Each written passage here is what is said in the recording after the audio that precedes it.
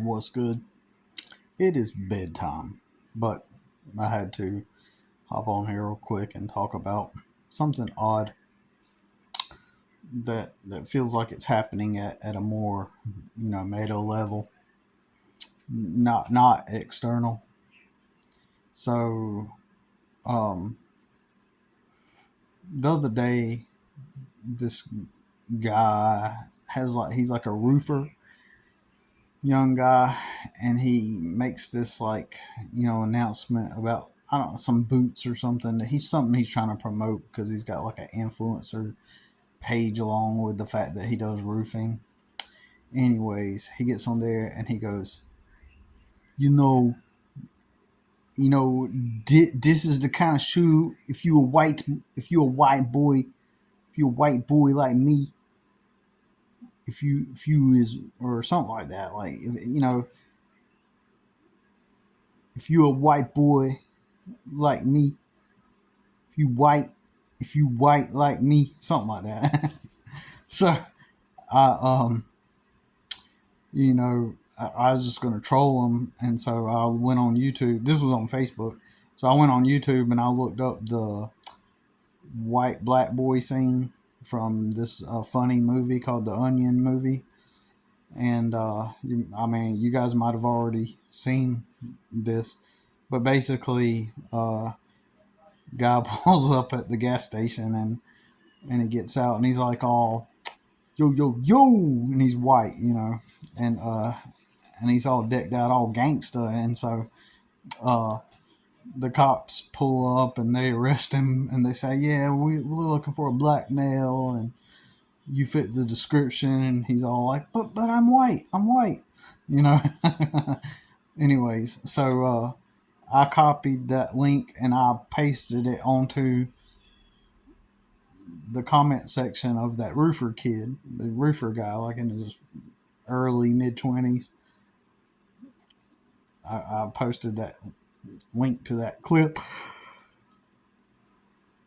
because of how he was talking, you know. Um, and so, that happened like a couple of days ago. And so this evening, or not this evening, but yesterday evening, uh, I was watching this movie. I started watching this movie yesterday evening with the Christina Ricci from the Addams Family, the girl, and so in the movie she is I don't want to spoil the movie. You might have seen it. It's called Distorted. I don't want to add spoilers, but um, tonight I was continuing watching that movie, and I noticed that the husband in the movie looked like the guy from the Onion movie, the white boy out in black, and I thought to myself, that's probably him. It's got to be him, or he looks just like him. And so I end up looking it up, and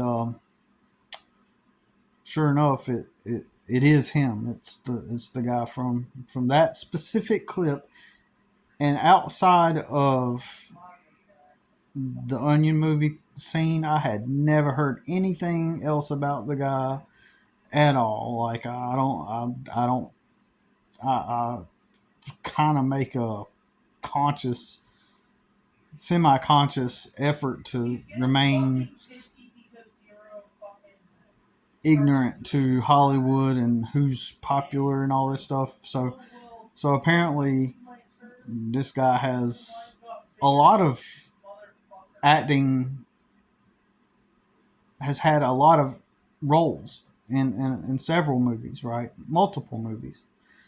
But I would have never known that. So the only place that I would have known him from was just that one clip from the Onion movie, and I don't even know if I've even seen the Onion movie itself. I just know about that clip because I just reminds me of the idiots that I grew up around, right? Um, and so, but anyway, so I'm watching this movie and I identify that, and I was just thinking about that, the other day, and I clipped the, just thinking about this dude the other day, and I sent a link onto someone's page with that same guy in it. Something Blakely, Josh Blakely, something. I can't remember the name actually. Uh, or I already forgot his name, but it was the same guy. And so, what's weird about it is, I started watching it, and it's called Distorted, and I'm trying not to give away spoilers, but in the movie, there's a heavy emphasis on subliminal messaging, right? Heavy emphasis. And in fact, there's points in the movie where several times there's imagery of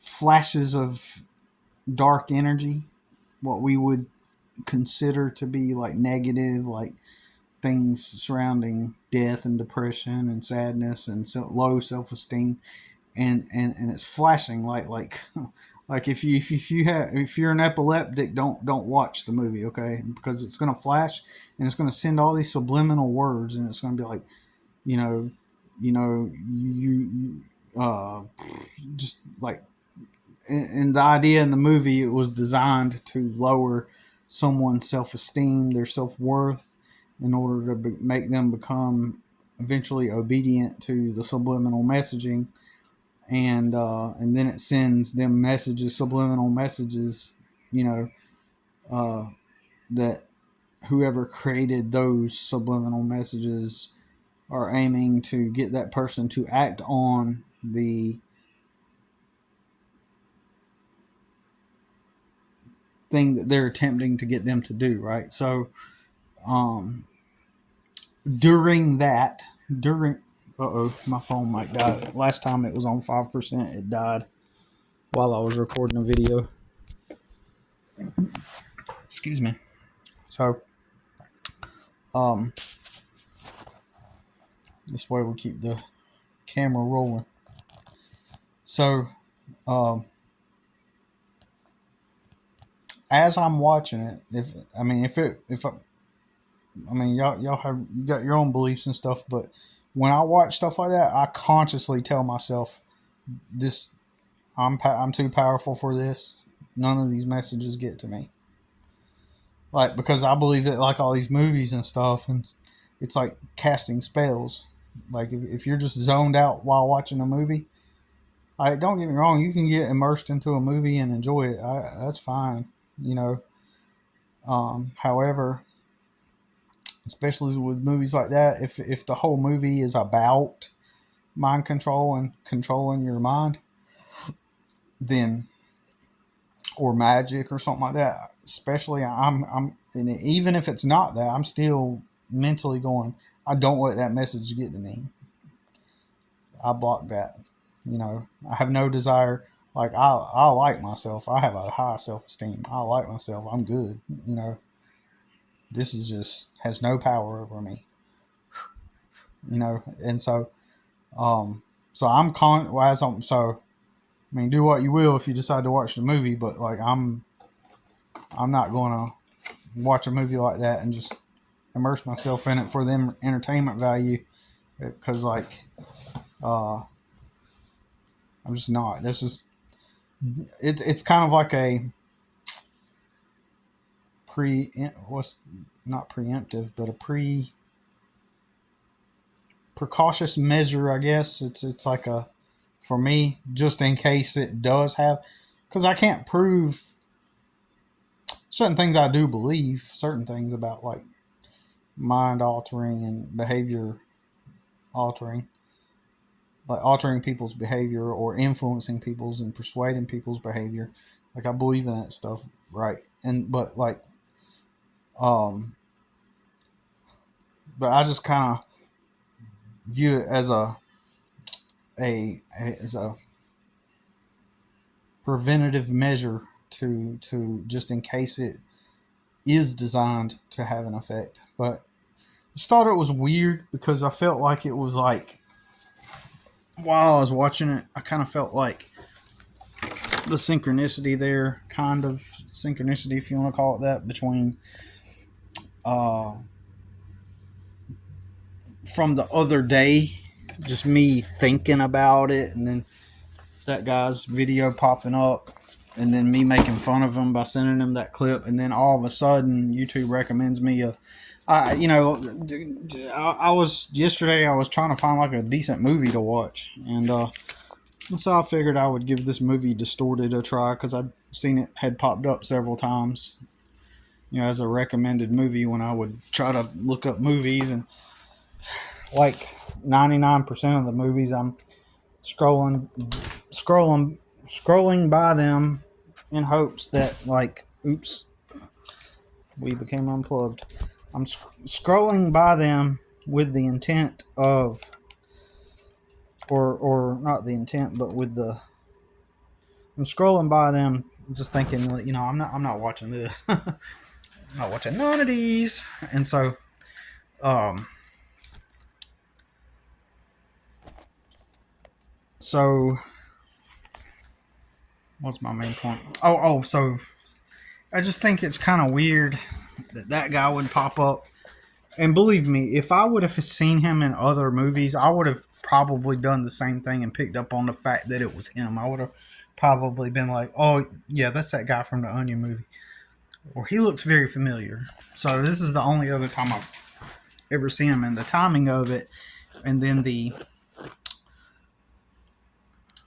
whole message in that movie itself, like I don't want to give it away or spoil it. So I think that if you do end up watching in the movie, now I can come back and make another video and spoil it for you if you want. But I'm not for now. But if you look into what that actually movie is really about, like it's this seems like this movie is possibly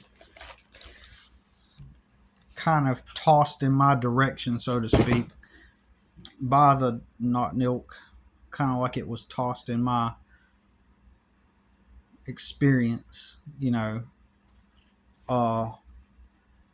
the timing of it, and the timing of where my headspace has been, the timing of it's almost like it was like it tries.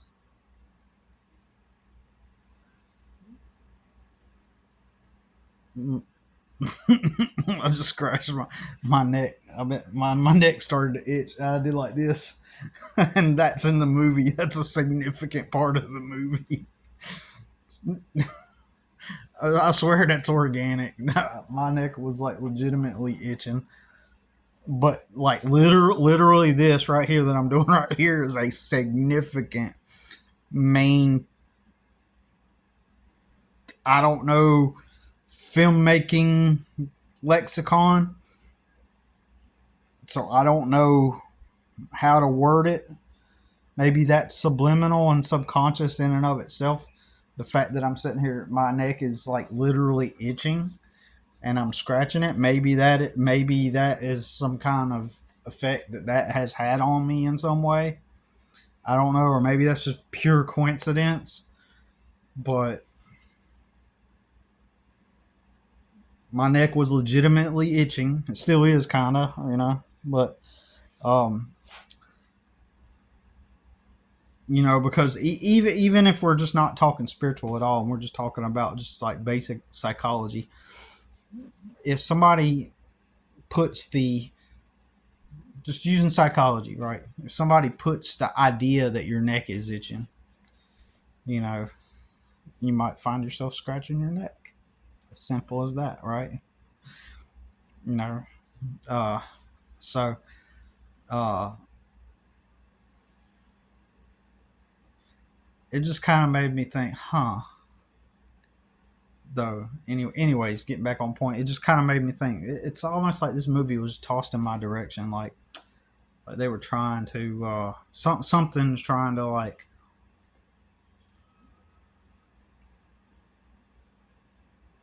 a light attack, if you will, especially where my headspace has been because I've been not so good lately. Like the past few days, I've been kind of in the slumps, like not even depressed like before. And maybe it is unconscious depression, but I just don't feel it. You know what I'm saying?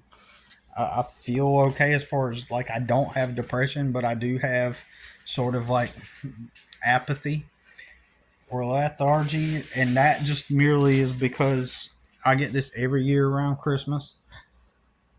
Every year around Christmas, I get where my business gets low, and I never have money around Christmas, and I'm just very hard to motivate myself because it's like I don't have nothing, no income to look forward to. You know, I got a good bonus from one of my primary main customers, and I'm gonna gladly accept those bonuses because I know that they're doing more than well in life, more than beyond well in life. So to them, it's nothing. It's just like a little, probably like a tall glass of water, in comparison to my socioeconomic level, right?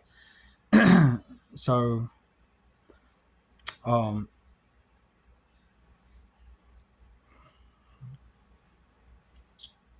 um, so get trying to keep your attention, trying to keep your attention here. Um, so I don't. I try to respect people's time, but let me get back on topic. So I try to stay on topic. I legitimately try to stay on topic to respect people's time. So, um, anyways, so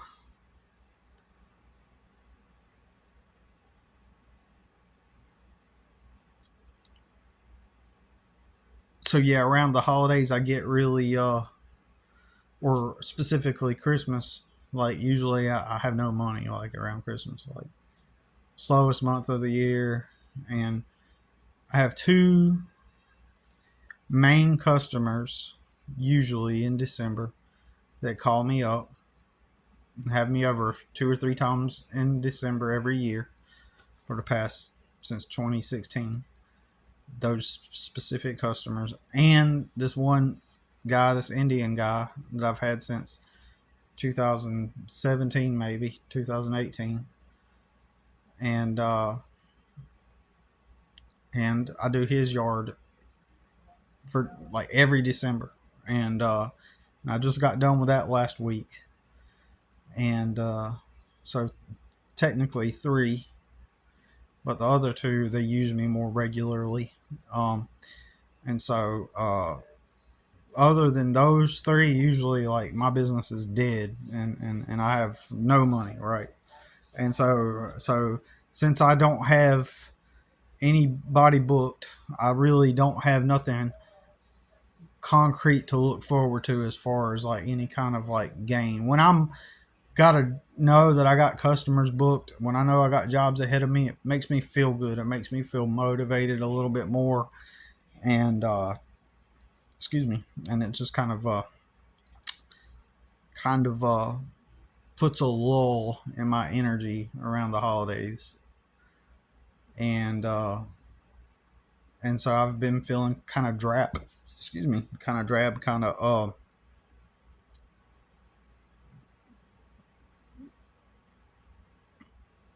it's like I don't feel depressed, but I'm having to like exert myself to get up and just do things that don't make immediate money, right? Like regular house chores and stuff, and so it's a challenge, and so it's weird, man. But like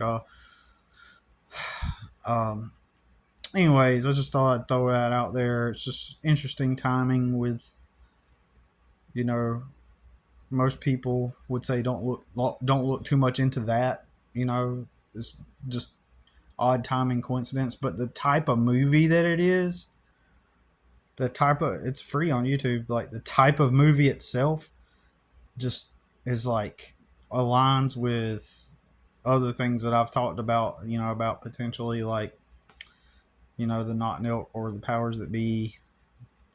You know, they throw something your way to try to um, attack you, whether big or small. And and I feel once again that um, that if you start having an impact on the reality in some kind of way, and once you break free from that programming, once it has you down and captive, and you begin to break free out of it, you begin to ping the grid, just like in the Matrix. He's causing a disturbance in the Matrix, and so they say, "Oh, well, we got someone that's pinging the Matrix," you know, and so the Agent Smiths become aware of this anomaly in the field, and then it needs to come and try to suppress you or knock you back. Same thing from the movie They Live. Oh, we got one who can see, you know. And then, but I like to reference it as more along the lines of, you know, like being in a some kind of system to where if you begin to resonate a certain frequency, it becomes aware and then it wants to come and get you, right? You know, stop you.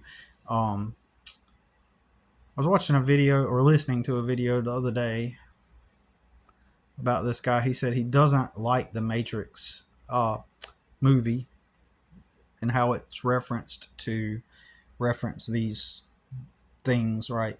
So the way he describes it is like when you reference the Matrix, um, God dang it, I don't forgot how he describes it. It's like he was basically saying that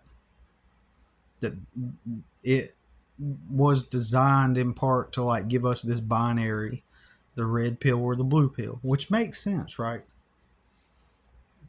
To some extent. But I don't know. I still think the Matrix can be a good analogy for it, you know, with the Agent Smiths and stuff. But I do agree we kind of got to look beyond that idea that, you know, it's just like a binary, you know, like a one or the other, one world, the simulation, and then the real world. You know, in my opinion, if I were to just use logic, I would say that it's an infinite world, and if you are in a reality where what I'm describing is the truth, or you know, like we most of us here uh, have concluded that there is a force, some kind of opposing force, or something that's meant to distract and to um, an adversary. There's some kind of adversarial force, and once you move, what I'm getting at again, once you begin to create a disturbance in the ether, a you know something that once you begin to do that, it becomes aware, and then it sets in place things that to impede you, to stop you, to try to prevent you from. But you have to be someone who is breaking free from the script, from that matrix, right, for it to feel the need to attack you, right? Now I could be wrong about that because, for example, Quantum of Conscience, Matt, he seems to, in my opinion, um, to have broken free from it, right? You know, he's crossed a certain threshold. He's beyond a certain point, Like if the dark reality should be attacking anybody, it's him, because he appears to be free, right? It appears that his primary revenue source is from his YouTube channel, and but he doesn't sell anything, right? And except for one book that I'm aware of that has really nothing to do with what his whole channel is talking about. His channel is based on the name of the book he wrote that has nothing to do with what he talks about on his channel. So if he is living off of those book sales, and people are, and he doesn't just come out and sell it, he doesn't sell the book. I guess he just talks to enough people. I think he's got about 100,000 subscribers. So perhaps just merely being niched down enough, with that amount of people niched down enough to a condensed segment of people, and generating his own following, like he has carved his own niche in that sense. If you're speaking of it from a business perspective, dude has literally carved and created his own customer avatar. People that follow what he talks about specifically, because nobody else on the internet talks like Matt does, except for us. That would include Den Keeper, Post Nostalgos, and Metaphysical Truth in Games, and me. All of us, and Matt, Howdy Mikowski, kind of. It's been too long since I've visited his stuff, so I don't know if I actually don't really remember too much at the moment, right off the top of my head. I'm sure if I sat here and began to try to remember, but if I'm not mistaken, he leans more towards like it's kind of a prison planet. I may be wrong about that, but I mean, I'm sure there's some other people too. Matt mentions Vanessa VA. I've listened to her, and yes, I would say that she kind of is closer to it. She sees a lot of the fractals in the music and the songs and stuff. Noticing patterns and in those songs, and how those songs are reality breakdowns in those songs. But yeah, I mean, just even just naming us, the ones that I can just think off the top of my head right there, it's a massively small amount. I mean, it sounds ironic, massively small amount. It's an extremely small amount of people who think like we do, and have. But what I'm saying is, Matt has carved somewhat of a niche of his own, since that's just what he does, and he and I might be able to conclude, I might be able to say that, and I'm not trying to make it my business. I'm not trying to get into his personal business, but I'm just saying, how can you just live without an income? I mean, he's got an income somehow. You got to pay the bills. So my guess is it's going to be through the sales of that book, which is a passive business model, right? It's a passive business model. So perhaps the condensed down number of people within the niche that he's carved out is enough, but even then, each person would only buy the book one time, so it's not like it's like a residual income. So that would mean it would take tons of people coming in new, and at some point they look deeper into it and realize that there's a book for sale, right? And that's a long-term strategy. That is a classic internet strategy. If you want to market to a crowd, you don't sell them directly. You provide them, tons of value through information, and then they like you, and you sell them on yourself, and then they notice that you have a product that you sell or a book or something, and then they buy it, right? So perhaps, you know, and I figured a long time ago, maybe Matt, makes his money off the stock market, and then like shortly after that, I was listening to him talk, and I'm pretty sure he said he doesn't really do that. Really doesn't have doesn't really do all that stuff right with the stock market. So, my main point though is whatever he's doing, this is my main point. He's free.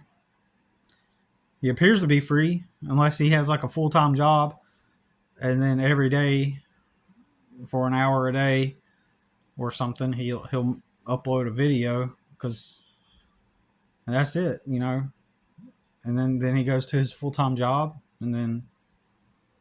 but if I'm not mistaken, he went to a family event once, or he was talking about how his family wouldn't get it if they ask what he does, and he's like, I'm a YouTuber. So my main point though is that Matt's obviously got the freedom, right? And after you've got the freedom, does that make you untouchable at that point? Does that make you untouchable?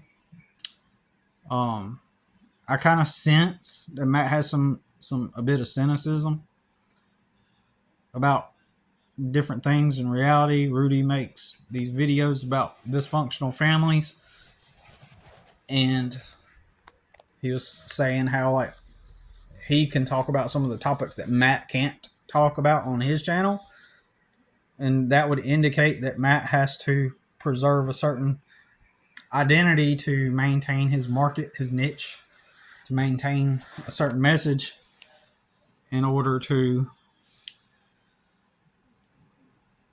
keep the subscribers, right?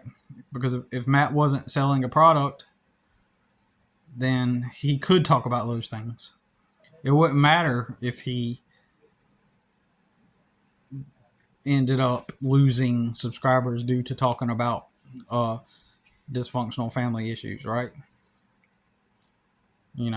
So I'm just going to assume that as part of the business model, you leave certain topics alone to maintain the following and thus the revenue stream. Again, I'm not trying to say this. I'm just curious, and I'm not trying to be nosy. In fact, I'm trying to learn because I want to work for myself too, right? I already work for myself, but my main point is as someone who does business, I'm always curious and wanting to know how other people are doing it, right? This is part of mine. I'm curious, like what are they doing and what is working for them, right? So personally, I have a personal, interest in understanding and but on the surface, here's what it looks like. Matt has won. He's got the freedom. He gets to wake up every day and talk about what he wants. And in his case, he gets to talk about what he believes reality is and how it works, right? He gets to talk about the topic. He is a mover of energy, and that's objective. He's a mover of energy. He's attracted a ton of energy, right? He's attracted 100,000 people plus, right? Millions of people in views, right? Probably. And so he's pulling that energy towards him. And somehow the Knock Nilk Even he seems like I said, he seems like a cynical type of person. Like not. It's not that he just philosophizes about it. He. It seems like he's kind of like annoyed by this reality. Like I think some of us are. I know I am. Like um uh more than anything. But he's found the freedom. Dude has found the freedom. He gets to wake up, talk about the reality, and it's not touching him. To my knowledge, nothing really bad is happening to him as a result of being a figure that talks about the reality, right? So, so either he's crossed the threshold where he can't be touched, or he's not really agitating the adversary for whatever reason.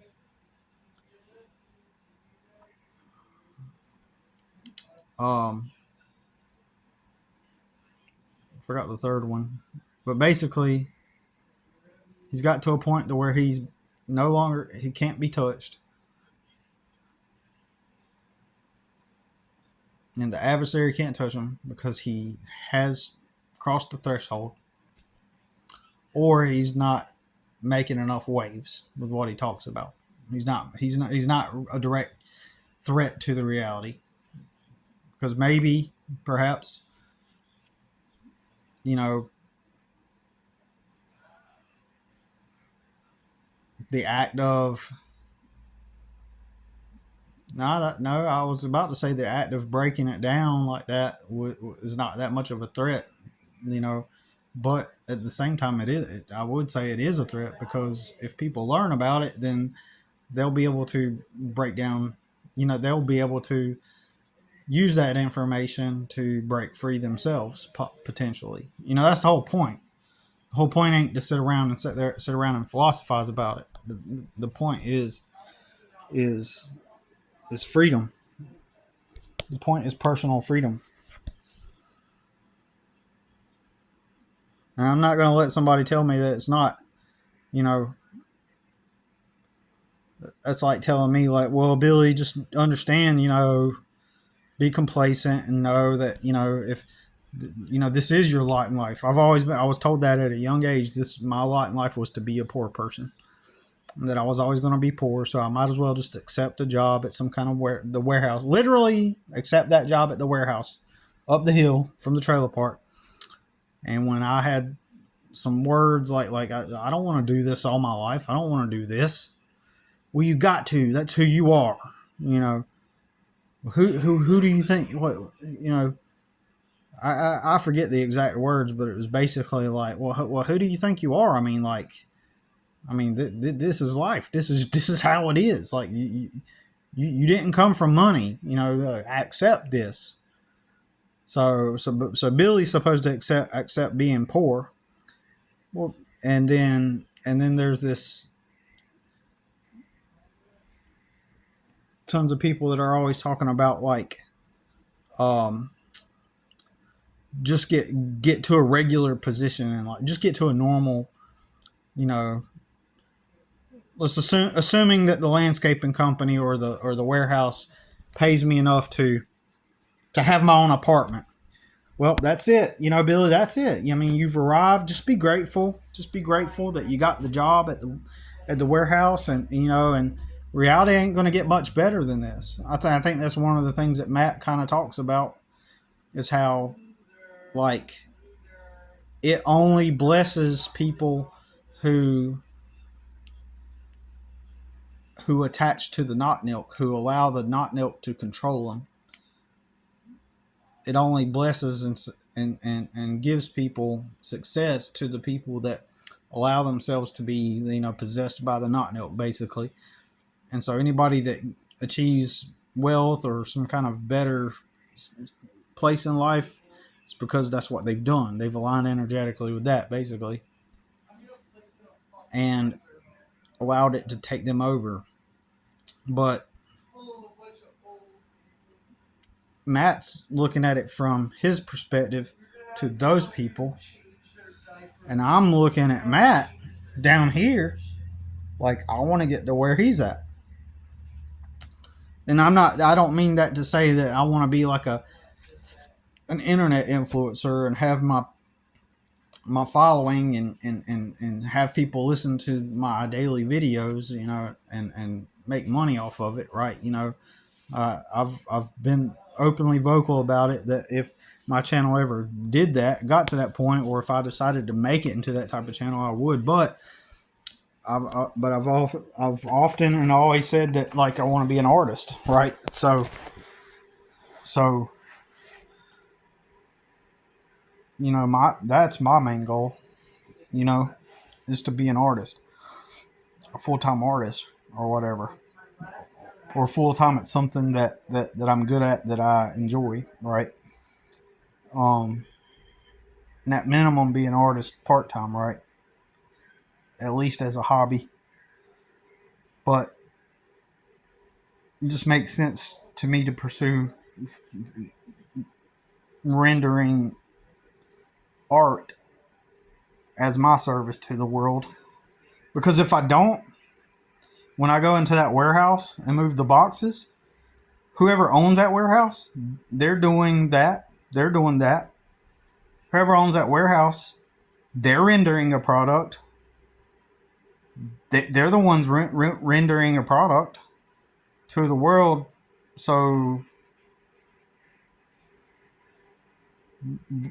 but it's okay for them to do it and not for me to do that, because I'm just Billy. I'm just a poor fuck. Is that what we're trying to say? Like, and so therefore I should not aspire, or I should just, if Matt's lot in life is if Matt is saying that you're not really going, things aren't really going to get better, you're just going to be stuck where you are, should I just accept that? Like, for example, I'm kind of in an indentured servitude role right now, and just be happy where I'm at, and then watch Matt be free every day to talk about the things he likes, and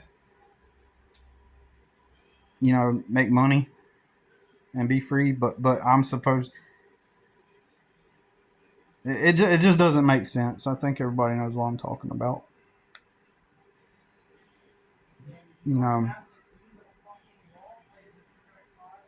Well, you just gotta you gotta figure out the happiness in where you're at first, and once you find that happiness, that contentment with where you are at now, then magically all the doors begin to open, because you've found a certain peace within yourself. Dude, fuck off, man.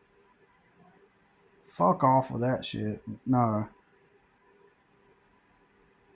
It's always the people like that, you can backtrack their life and you can see where they haven't had it as bad as me. Let's just put it real. Let's just be real. They haven't been homeless. They haven't been in indentured servitude in a semi-rental / work for a person, because there aren't any positions working for other people that are going to get you out of it, and so you're like in this redundant loop of enslavement and poverty. Fuck that bullshit. I'm tired, fucking tired of hearing all the people just say the same stupid shit for years, and you backtrack their life, and it's like it's not the same. It's not the same situation. It's easy to say that from that vantage point. But you just don't realize how hard it really is from this vantage point. It's like my best friend, he was like telling me, I was like, dude, when we were in high school, we worked at the restaurant together. You lived with your mom.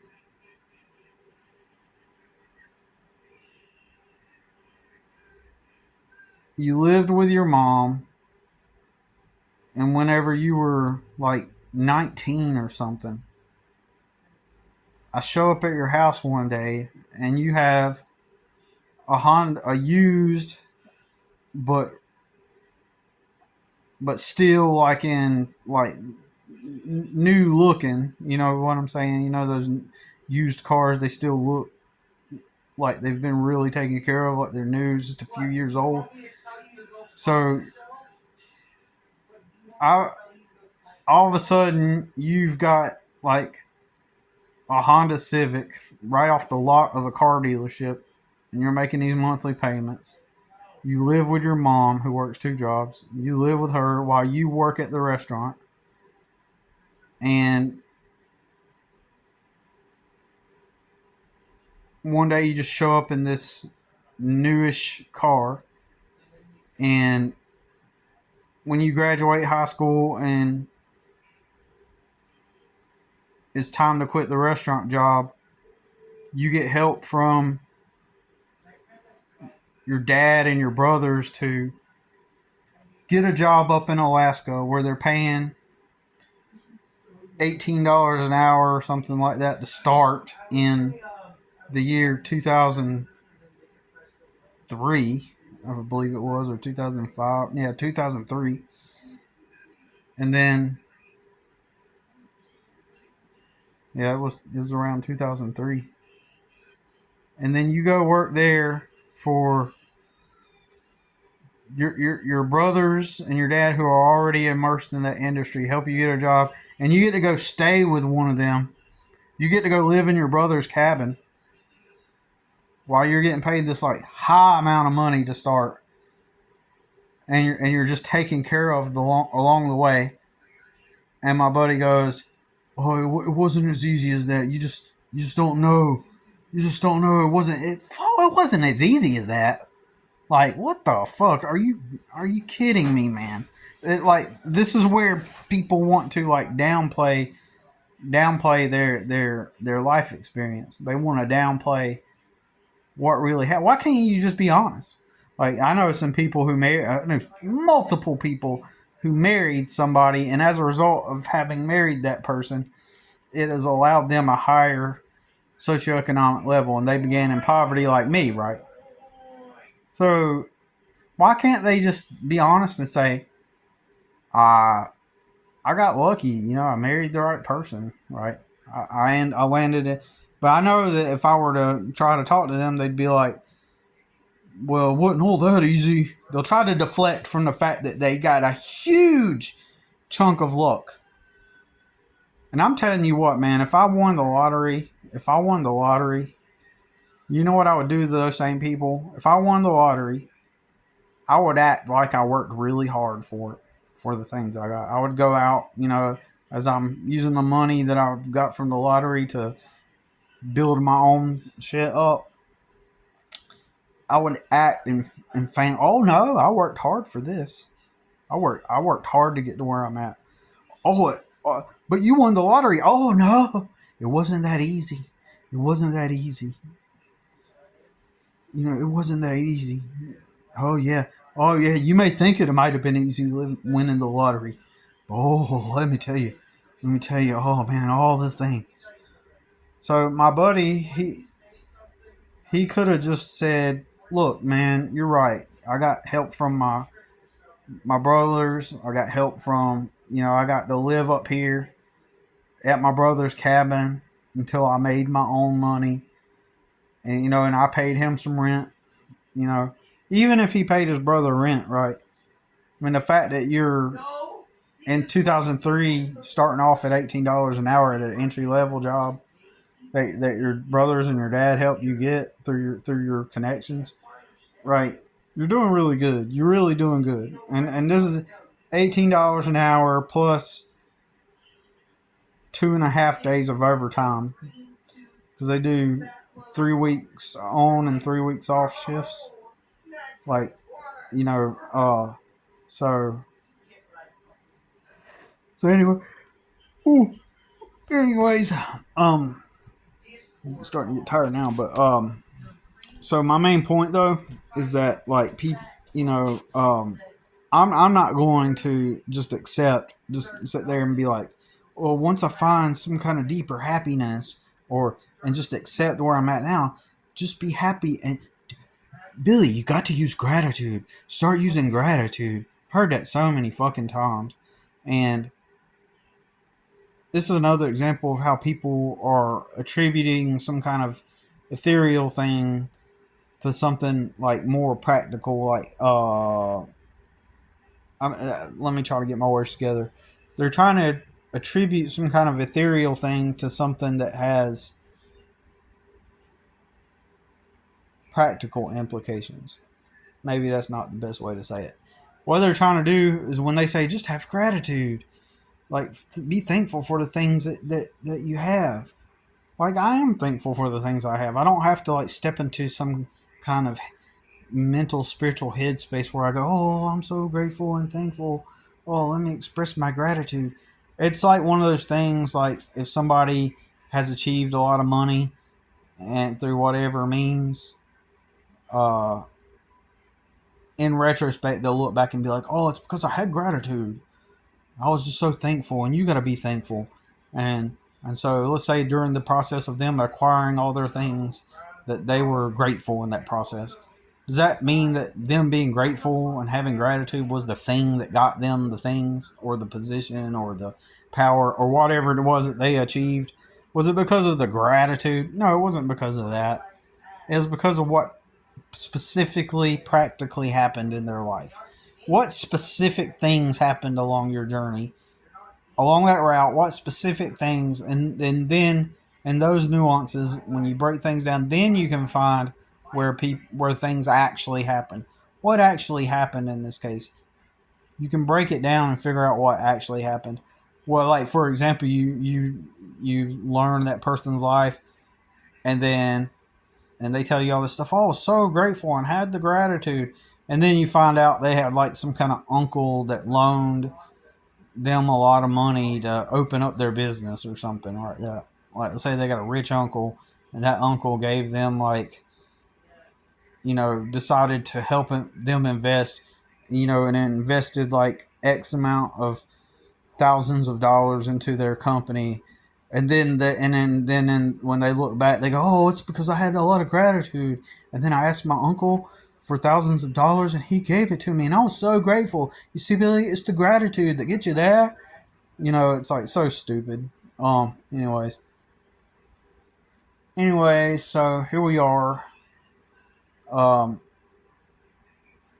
my main point is I'm not going to sit there and be like, oh, look at me here in my place that I can barely afford, but I sustain it because of I got a good deal on this place. But the trade-off is a bunch of bullshit from the person that owns the property and frankly, a bunch of dysfunction. Like the trade-off is the silent, unspoken trade-off is all the dysfunction. And there aren't, there's no way out in the moment, right? There's no way out of this, and there's no warehouse job that's going to get me out of this. There's no fucking landscaping job with some company. Like if they made me the supervisor or a crew lead, it would start between $18 and $21 an hour. That's not enough to get started. That's not enough to get started right where I'm at right now. In this specific circumstance at this property, I have to virtually be on call. I have to, that shit, that's losing. That is actually losing, in fact. Like if I were to let's just hypothetically get a position at a landscaping company and I was the crew lead and I'm getting paid $18 an hour as the crew lead and all my little helpers get paid $15 an hour, right?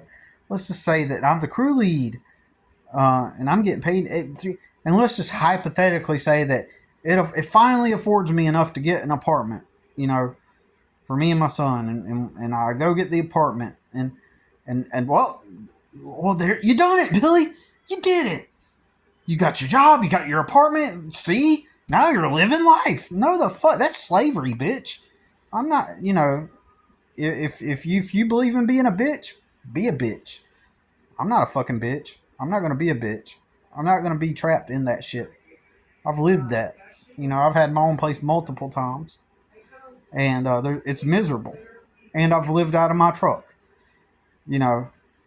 And let me tell you, living out of my truck, way better than fucking being stuck at a job around a bunch of fuckheads, a bunch of retards that you don't like and you don't want to have anything to do with. The difference between the people that you work with and the people outside of work, you get to choose who you get to be around. It's freedom. Freedom, per definition of the word, freedom.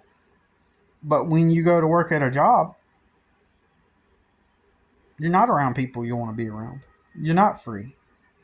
You're stuck in the system. You don't get to choose to be around those people. You have to get around those people and then navigate around, in and around their personality types, and you have to achieve an aim that's not even yours. You have to achieve an aim that's not even yours. It's not even your aim in life. That's not your aim in life. Oh, but the aim in life is to have the apartment, Billy. You clock in and then have the apartment. And then maybe one day you'll get a mortgage and a house. Yeah. No, the aim in no, that's the lie. You know, your aim with your coworkers is to fulfill the objective of the owner of that company. That becomes your aim. And now you got to work around a bunch of people you have nothing in common with. You would not be friends with them in real life. They're not on the path. They're idle and complacent. They just do what they're told. They just, do what the system told them to do. Get a good job. They don't have any ambitions towards anything. They just want to go get a dirt bike this weekend on credit.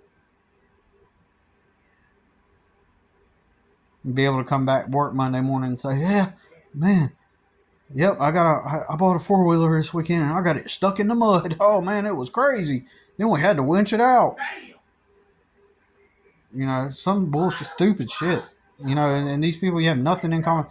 And let me tell you, when you get around people that don't have ambitions and they have complacency and they're just there to show up to get a check just to go splurge on something, right, on the weekend and consume, you get around those people, they pull you down mentally and emotionally and spiritually. When you are around them, that energy itself pulls you down, right? That energy itself pulls you down because they don't have any kind of ambitious energy. They're living in the moment. But they're not living in the moment. They do those things out of escapism. They have no purpose in life. They have no purpose. They're escaping their reality through instant gratification, quick fix consumption, restaurants, you name it. Whatever is out there for entertainment and leisure is the escapism. The objective should be freedom. The objective should be you wake up and you should be like Matt. Assuming that Matt's doing what he's doing full time. He might be cynical and annoyed at it. I don't know. Seems like it. Of the reality itself, he may be cynical and annoyed.